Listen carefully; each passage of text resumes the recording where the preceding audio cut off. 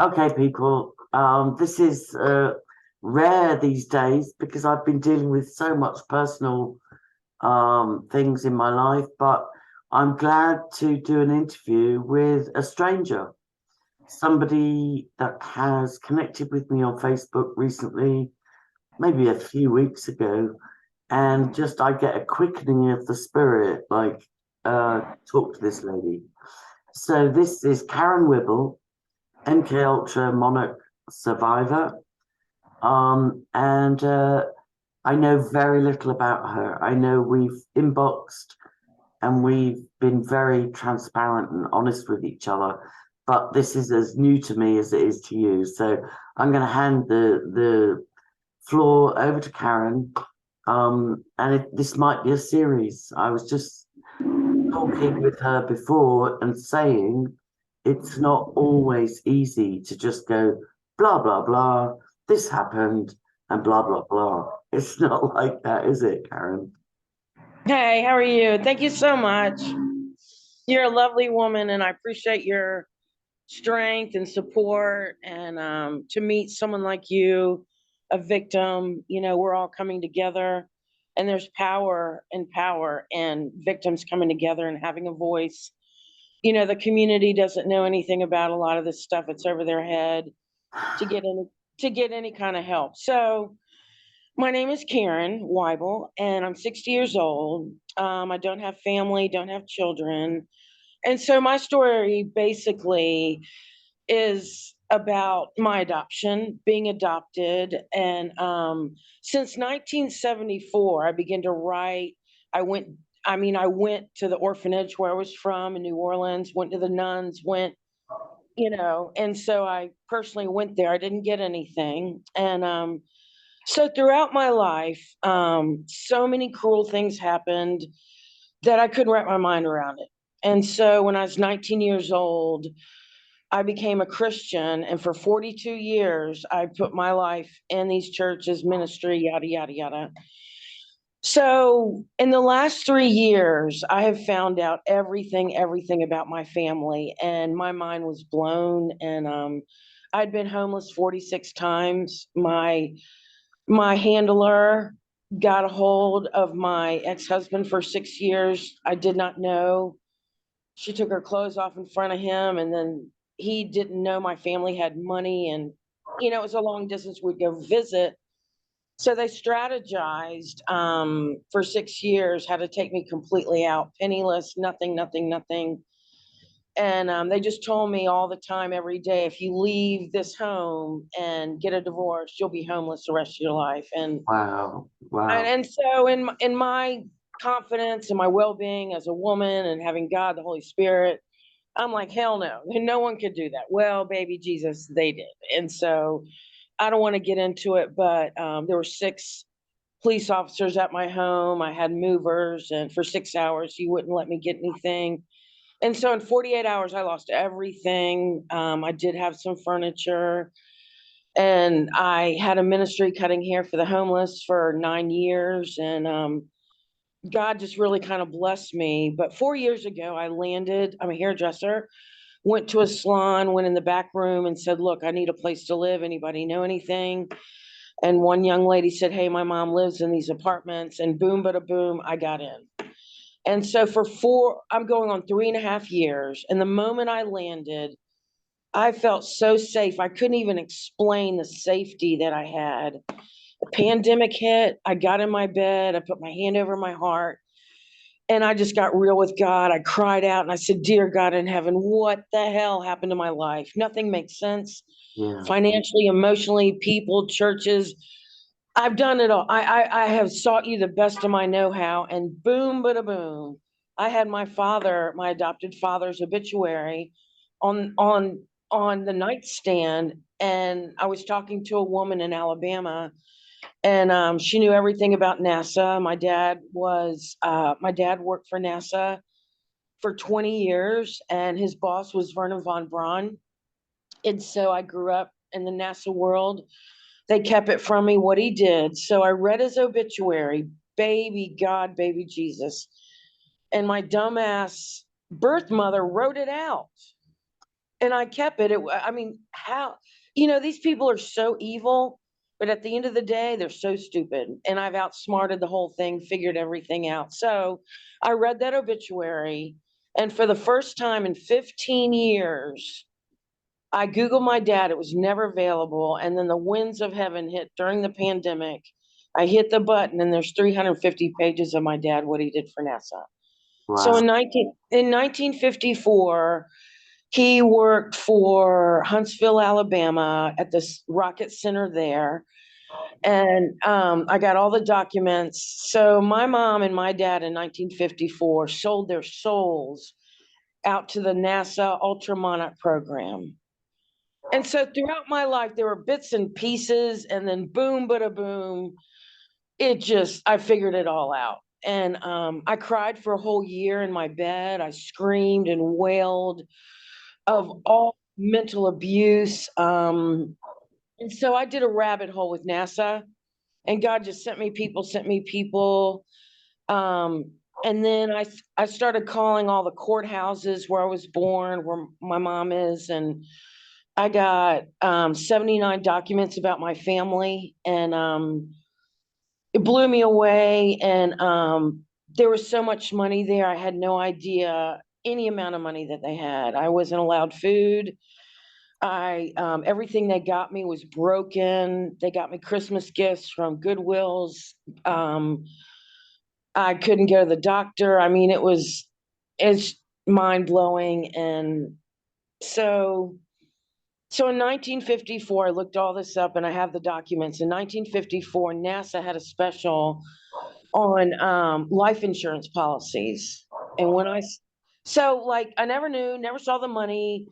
Living in that home, I never saw documents. I snooped and snooped and snooped subconsciously. There was no mail coming in, no track of anything, anybody. And so I went back to my parents' photo album from 1954, where they got married. And there is Ultramonarch program government people that I've known all my life in that room while they got married. Wow. I'll just say briefly, you said something that triggered me there. No, it's all right, it's gone again. I'm also in a healing phase myself at the moment, but you said something that went bing in my head. The 50s, Werner von Braun, military. No, it'll come back to me. Keep talking, it'll come back to me. Okay, so I was walking around my So apartment. your father worked for NASA? Yes, ma'am. Oh, yeah. And I just wanted you to clarify. You said your birth mother wrote the obituary of your adoptive father. So that's a little bit, tell me a bit more about that, just to make it clear. So I have it, I can show it to you, but there's an obituary. There's 3 different obituaries with my father. And I kept them all. They were laminated, they were in the paper, so I kept the original one. And so she briefly put 20 years of his education, where he came from, and his administration. He was director of administration over NASA. I grew up in Washington, D.C. And so her first paragraph gave the location of his employment. This is your adopted, are you talking about your biological father or your adoptive father? No, these are my adopted parents. Okay. So I never knew. And so I did a search in Alabama of the NASA center there.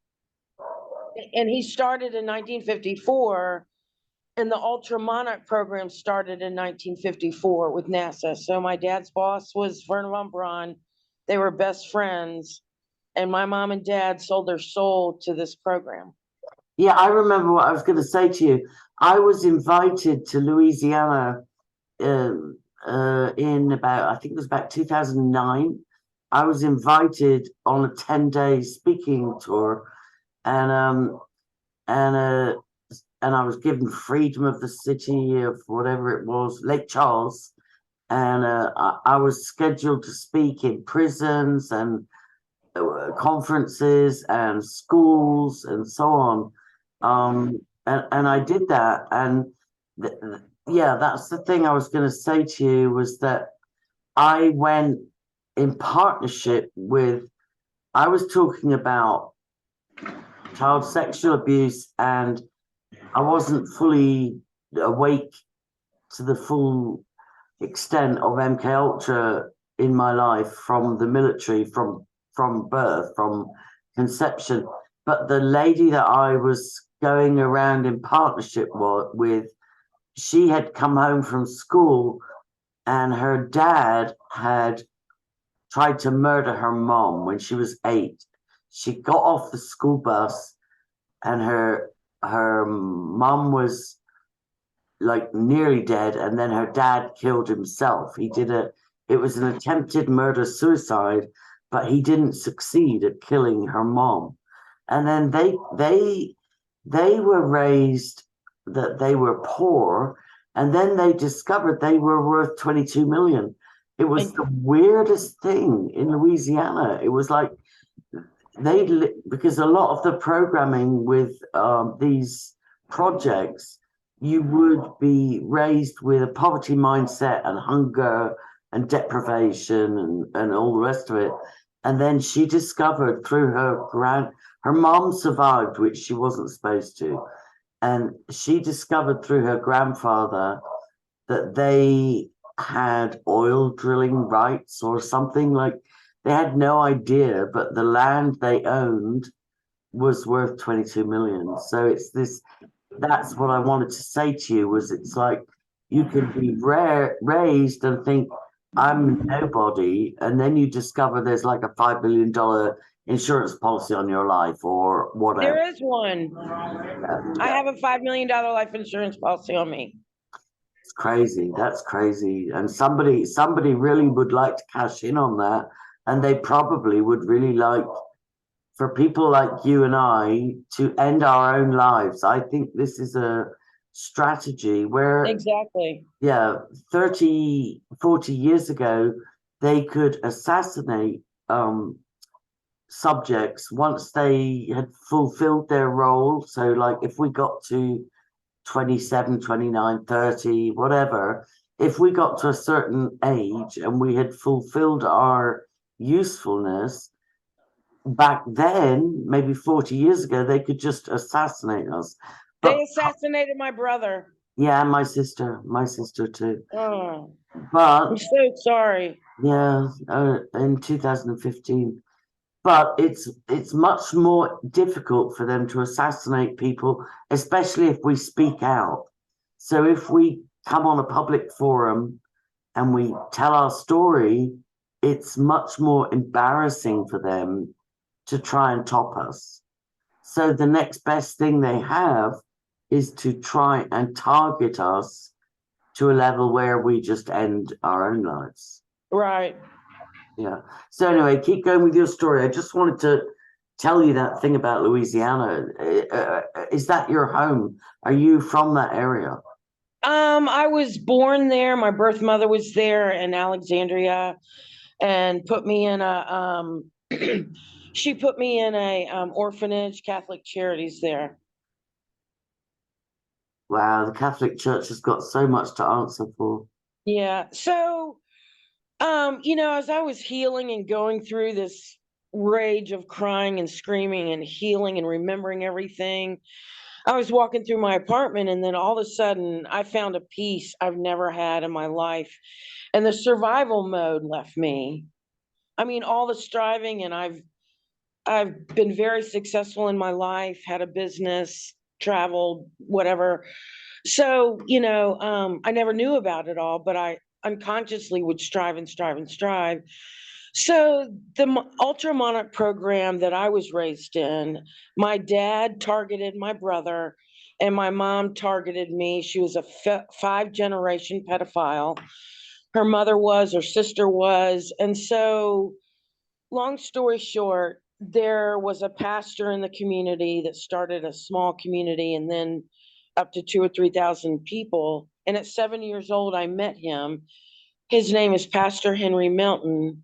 And so I've known him since I was 7, and he did 7 funerals for my family.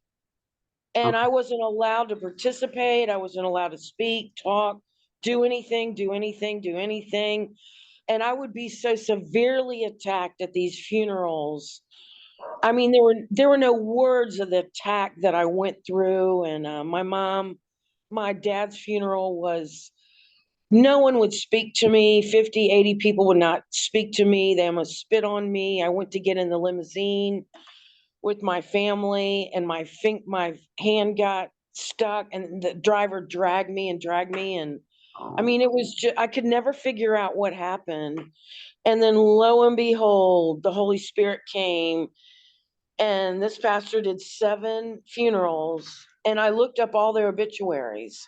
And then all of a sudden I hooked up with the NASA thing, and there was probably, I don't know for sure, but there was a 20, $30 million life insurance policy on my father. Wow. So Wow. my mother began to pay all these pastors and missionaries. My husband and I would go visit her. She'd do a dance with her checkbook, and all these missionaries would be in my home, and we'd pray. And I'm like, what the hell? She won't give me a dime. I don't get it. I don't get it. So it took me. So then, lo and behold, my brother dies. Same thing, same thing, same thing. Pastors there, all the people are there. I was scared to death to speak out. I mean, and so lo and behold, when I got those documents from the courthouse, there's a $5 million life insurance policy on my brother. Oh And God. she cashed it in. It's blood money. He bled to death. And I really believe with all my heart, my brother was an amazing beekeeper for 30 years, just an amazing man to the community. But they drugged him at 5 with alcohol and drugs, and the government just poured in more LSD than you could ever even imagine what was in my home. I could name off 18 drugs that were in my home, and they made my brother a drug dealer. And at 12 years old, he was a blown out drug dealer. My dad hooked him Oh, up. His distributor was the mailman. wow. And so in 2009, I got on Facebook for the first time, never done that, don't know much. And in 2 hours, I was contacted by 17 people that I grew up with, and they called me and they told me all about my family, things I never knew. Wow. My Wow. my parents were responsible for 4 young boys dying and ODing, and they never knew drugs until they met my family. And so my And family went. and you're talking all the time you're talking about your adoptive family. Yes, ma'am. And there's a similarity to, I made a DVD around 2009 again. Um, it was the first court case in 5 generations that I know of abuse. And one of my nieces took an ex-brother-in-law to court who got convicted, and then the family got behind him and the Catholic Church got behind him, and his 6-year sentence was suspended, and the judge broke the law by not putting him on the sex offenders register. And in the 5-day trial, my whole family rallied behind the pedophile, not the victim. So I'm familiar with that. And I made, because I was suicidal. Suicidal ideation is huge. I don't know if it is for you, but with programming, they place that in there. And I was suicidal, so I just spoke to a camera for, like, I don't know, hours and hours. But the amazing thing was, people, even from my small hometown, I live in a small Irish rural town with about 24,000 people, and I got contacted by so many. It started something that was out of control for me.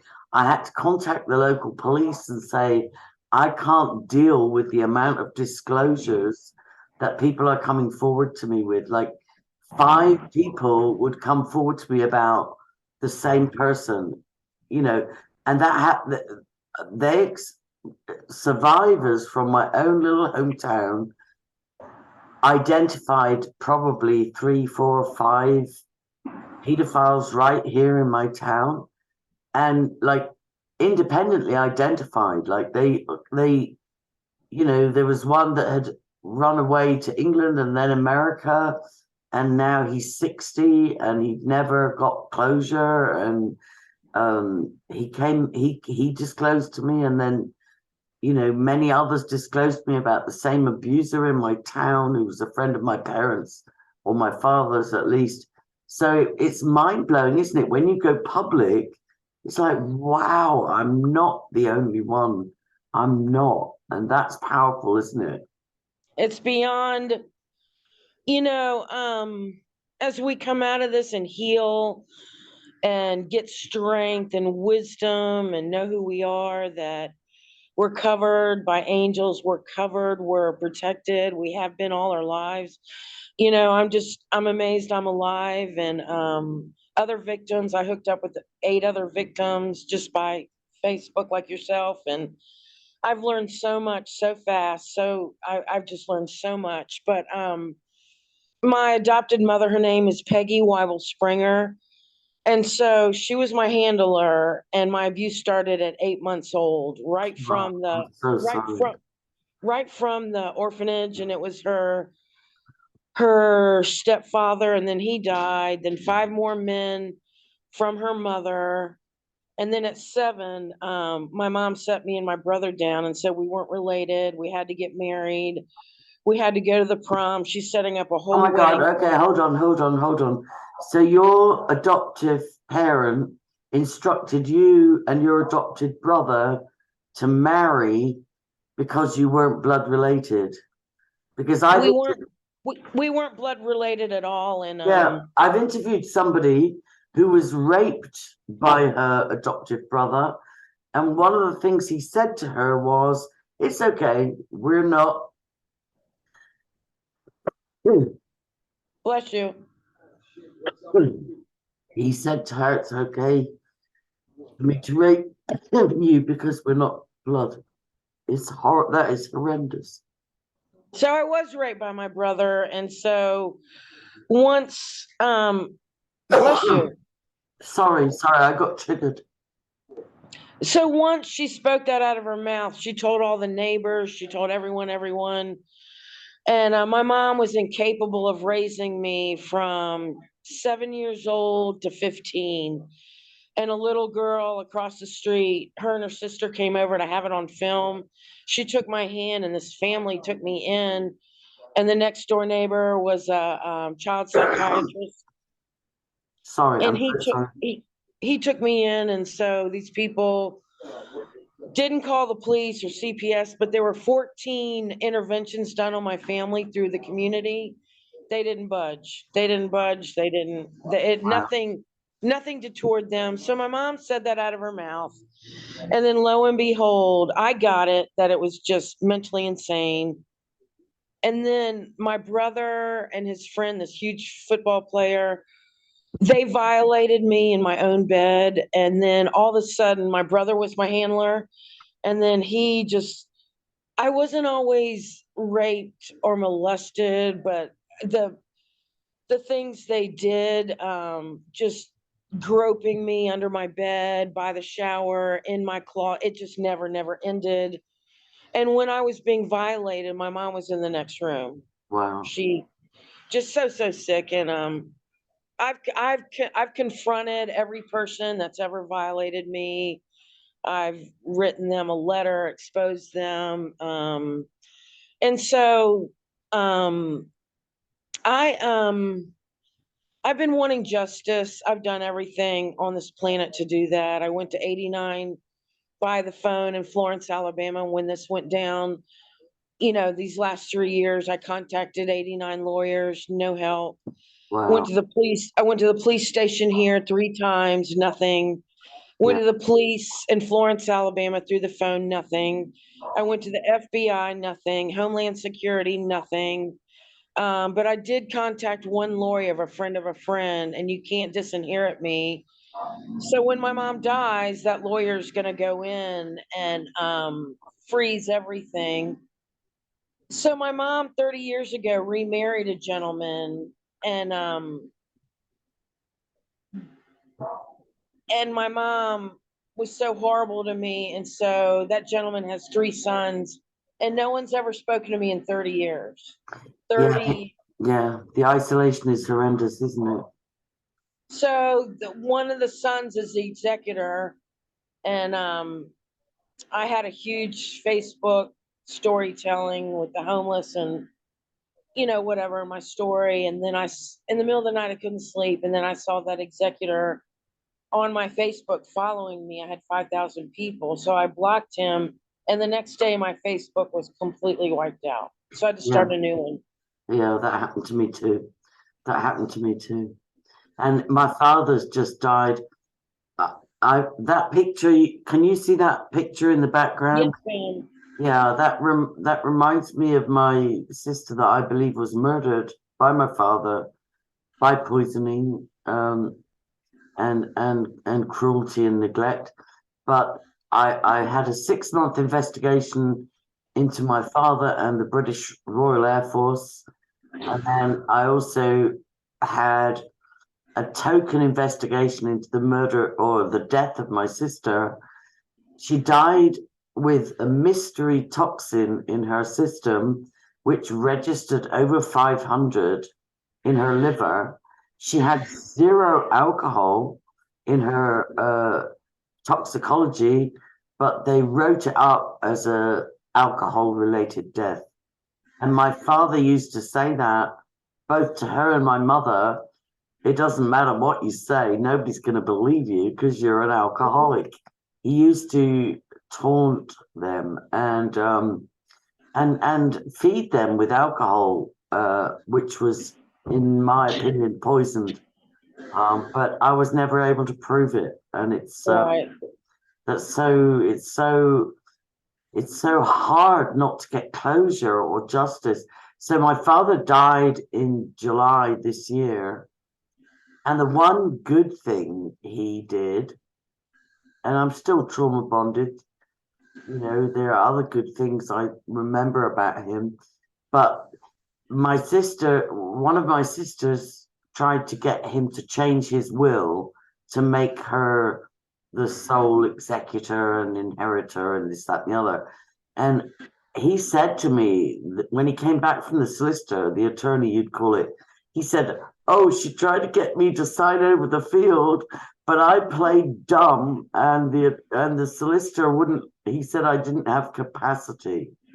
So her attempt to get my father to change his will failed because she got a diagnosis of dementia, and he played up to it. I don't believe he had dementia, but he told me, he said I played stupid, and the attorney wouldn't let me change my will. So I'm left as an equal beneficiary of whatever has not already been stolen from him. And it's not about the money, it's really not, because when you've suffered as much as MK Ultra or Monarch, or even, when you've suffered as an abuse victim, it's not about the compensation, it's not about the money, your whole life is destroyed.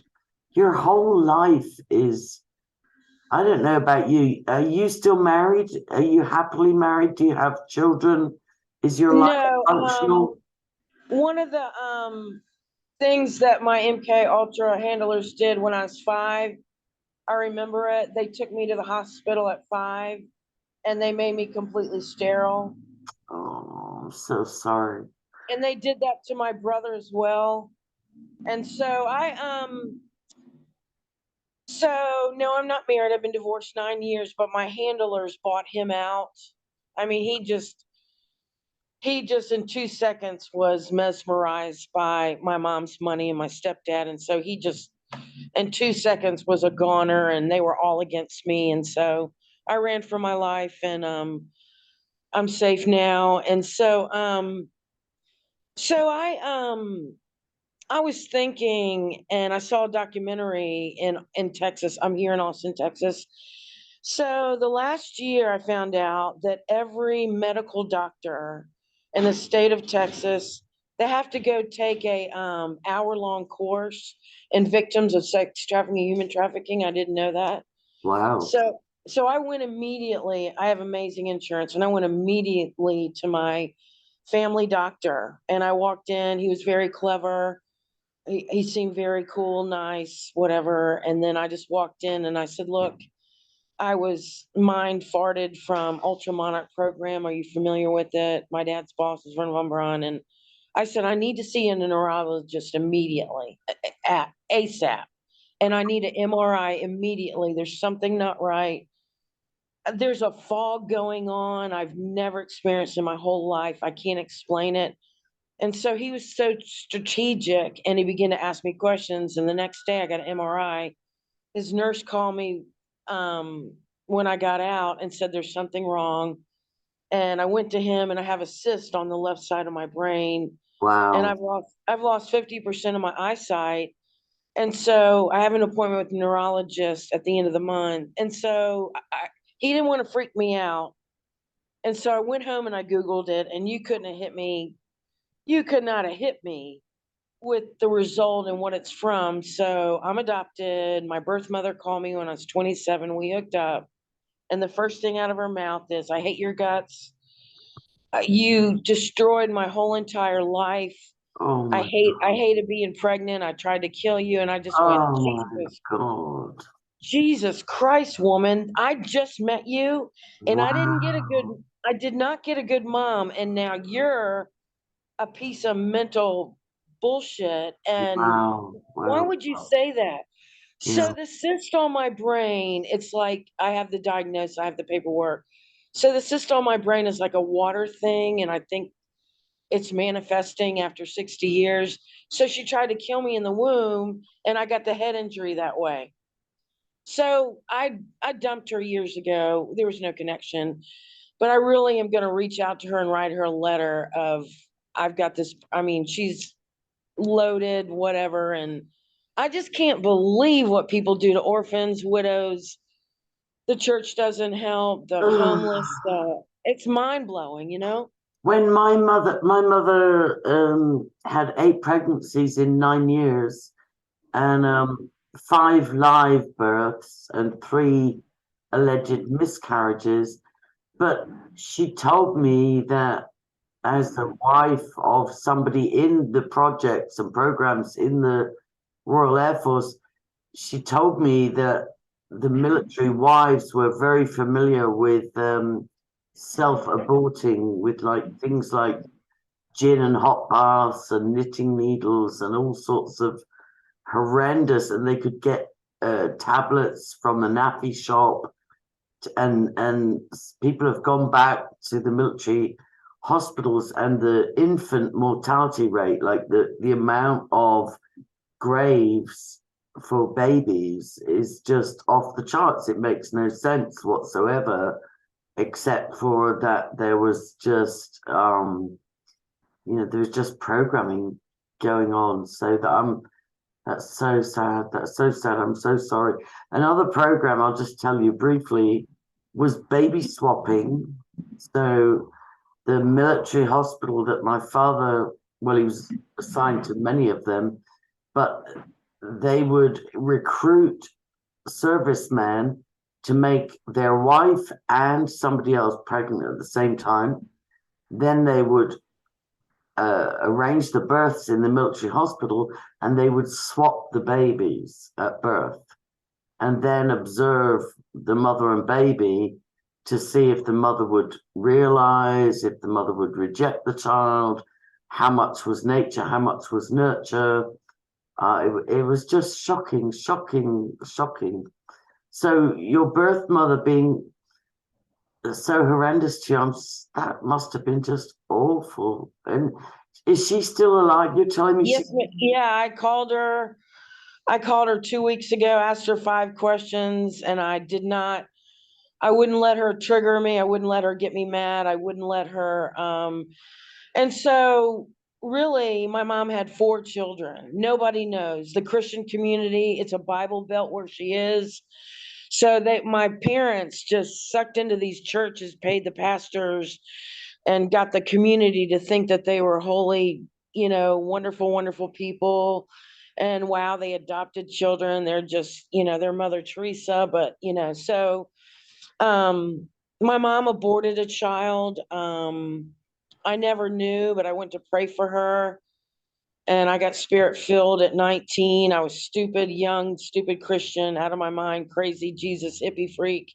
You know, no balance. You're just one of those freak show Yeah, yeah, Jesus. yeah. No, I ghost wrote for somebody who told me she was a holy roller. So she said I got saved every month. Like Oh, every time a new church came into town with the tent revival, I got saved again.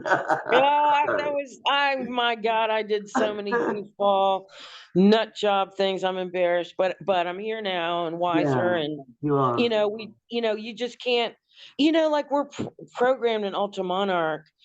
There's the church programming. They program you, and it's just mind-boggling, and everything's being exposed with all the lunatic pastors and everything. But so when my father graduated from Ball State. My father was beautiful. He looked like Desi Arnaz, Yeah, my and my dad was mom handsome too. Yeah, and my mom looked like Jackie O, and they were yeah, yeah, gorgeous, yeah, yeah, gorgeous, yeah. gorgeous people. And so my dad graduated from Ball State. He grew up in Dunkirk, Alabama. His parents owned a 300-acre farm. My brother and I would go there every summer, every Christmas, and it was the best time of my life. And there would always be this one person, and I didn't know who they were, didn't care, didn't know, too young. This teenager was way older than us, and I never knew. And then when I was 28, I got a phone call in the middle of the night from a drunk guy and said, "Are you Keith Wible's daughter?" And I go, "Yeah." And he goes, "Well, he has a daughter." I go, "No, he doesn't. He's got 2 orphans. He doesn't have a daughter. You're out of your freaking mind." So she got on the phone. And all these years, my dad had a daughter. Oh God. And my mother annihilated her for 45 years. Oh God. Got rid of every letter, got rid of every phone call. And then my dad was an alcoholic, and my family went through 16 rehabs, drugs, alcohol. And my dad had to come to Jesus and made an amend to her. We were talking, and she's cut me off, but she, she has no clue about this, and I want to tell her. I called the police department to try to find her, but my mom, my adopted mom, totally will not give her inheritance from her dad, and it's just horrific. So I'm going to wind up because I want to keep this to an hour, but I want to do this for as long as it takes for us to really get to the bottom of this. But tell me your circumstances now. How's your life now? Are you married, divorced? Are you happy? Are you safe? Do you have a church or not? Just give me an update about how things are now. And then I can't wait to go down the rabbit hole with you again next week. So um currently now, I'm just honestly, I'm just kind of frozen of finding out so much information. And I'll be honest with you, every day it's like I find out more and more. And so um I I live in a beautiful, beautiful place. Everything's included. I kept a lot of my furniture. I've decorated, and I have a safe place here. The community loves me, 4 years. And I went to a mental health clinic for 5 years. And then once I mentioned sex trafficking, human trafficking, they dumped me, but they've been paying my rent. And then I hit 211 and I found state assistance. They pay my electricity. What's 211? It is in the United States, in every state, there's an emergency number of any particular help that you need, and you on your phone hit 211, and it goes down a vocabulary. The woman operator goes down anything, everything you could ever need in your life: assistance, housing, food, legal. it is the number. If I ever need help, I call it. I've done it 3 times, and there's 19 food banks here. It's just like emergency help with anybody that needs anything. Well, that's good. That's a good thing. Yeah, and so I'm not happy. I have this burning. I mean, I'm at peace, but I mean anybody that has been affiliated with anybody like this, and then finding out at like 52 years old, I'm just kind of numb, and I Mind had a blowing. job. It's mind blowing, isn't it? It's mind I blowing, know. and I don't feel like I haven't worked in a month, and the last job I had, I got annihilated at a salon. There was a full blown witch there, and there was a warlock there. All their tattoos were demonic, all their jewelry, their station, and they annihilated me. And they got me fired, and so I can't go through that again. But I'm taking Is one day it? at a time. Yeah, you do. It sounds like you're pretty well supported. That's great. How many times have you been married, if you don't mind me asking? I've been married 2 times. And are you twice divorced? Yes, ma'am. Yeah, me too. Me too. And so the church, I was in ministry, and the praise and worship leader hooked me up with his brother in San Antonio. I was in Destin Beach, Florida. And I didn't want to, but I didn't have any money. I had this gigantic wedding. I get in his apartment. I can't sleep. I can't function. So, long story short, he was a registered pedophile. Oh God. In the And church. I In the got out church. That is immediately. so disgusting. I got out immediately, called the church. They wanted nothing ever to do with Nothing to me do with it. again. Yeah, yeah. You're the troublemaker. This is what I find. We're the troublemakers. But look, I want to just wind it up. I really want to ask you sincerely, will you do this with me for 2, 3, 4 interviews until we can really, like, peacefully dig down in this? Are you happy to do this once a week? Oh, yeah, definitely. It's good to connect with you. It really is. It's good to connect with you. Like, I'm in the Republic of Ireland. You're in where? You don't have to tell me. Austin, Austin, Texas. Texas. Yeah, I flew into Houston, Texas, and then I got driven to Louisiana, Lake Charles, and then I got invited back. It was amazing that I got a publicist offered to represent me if I would just write a book, right? And then I got invited back for 8 weeks with free accommodation, a beautiful place to stay, a beautiful vehicle to drive. But my health crashed. I don't know if you have health challenges, but Yes, ma'am. I have a yeah, cyst on my brain, my eye, and yeah. Oh, that's the other thing I wanted to say to you was that I've had, even though my health is not great, but I have had incredible miracles. I had like, me too. yeah, I've had incredible healings where even the surgeons in the hospital were shaking because they didn't know what happened. They're like, 2 days before my surgery, they had a tumor, another tumor, a cyst, and every indication of terminal cancer. And then they go in and it's gone. And they're like, they couldn't figure it out. So I just want to end this with prayer and say that even though I find it so hard, but I do know that our God can heal. He can heal, He can reveal the truth, and He can bring to justice the people that do this. And that's something I want, is people to be held accountable. So So so before we end, I just want to yeah, say yeah. this. So sorry. Go ahead. Finish up. You It's okay. finish No, up. so I've been working on something, praying about something, and then I watch a particular podcast, and there's victims, and there was just one victim. She caught my eye. She was so genuine, wonderful, wonderful. So I called her. She lives an hour from my mom, Okay. and she's John Walsh's daughter. Megan Walsh. Megan Walsh. Yeah, there's another daughter.